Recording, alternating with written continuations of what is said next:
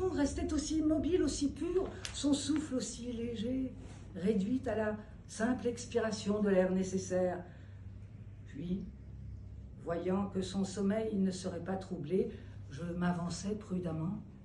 Je m'asseyais sur la chaise qui était à côté du lit, puis sur le lit même.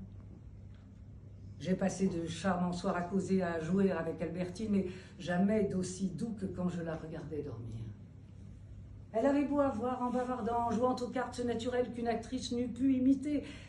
C'était un naturel au 2e degré que m'offrait son sommeil.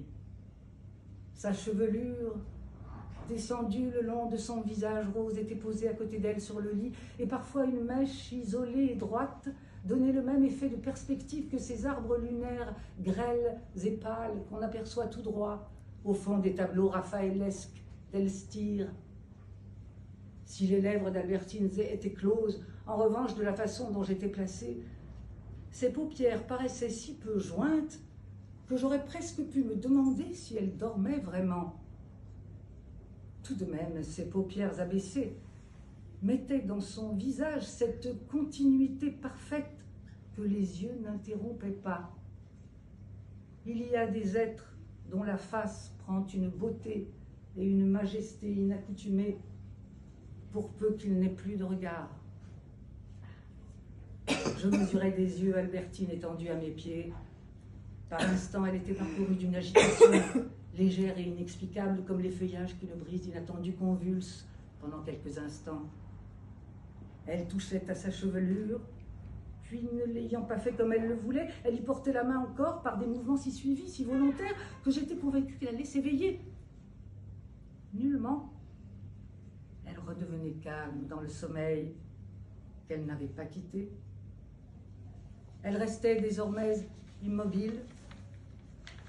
Elle avait posé sa main sur sa poitrine en un abandon du bras si naïvement puéril que j'étais obligée, en la regardant, d'étouffer le sourire que par leur sérieux, leur innocence et leur grâce nous donnent les petits enfants.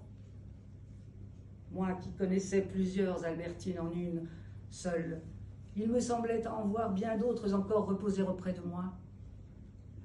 Ses sourcils, arqués comme je ne les avais jamais vus, entouraient les globes de ses paupières comme un doux nid d'alcyon.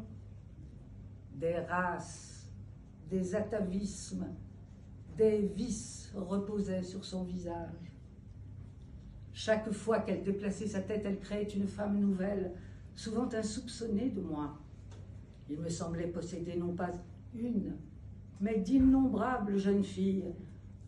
Sa respiration, peu à peu plus profonde, soulevait maintenant régulièrement sa poitrine et, par-dessus elle, ses mains croisées, ses perles, déplacées d'une manière différente par le même mouvement, comme ces barques, ces chaînes d'amarre que fait osciller le mouvement du flot. Alors, sentant que son sommeil était dans son plein, que je ne me heurterais pas à des écueils de conscience, recouvert maintenant par la pleine mer du sommeil profond, délibérément je sautais sans bruit sur le lit.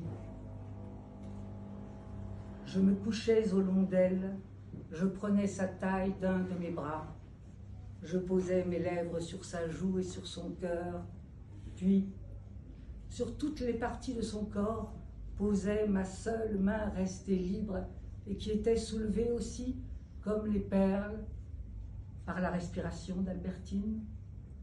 Moi-même, j'étais déplacée légèrement par son mouvement régulier.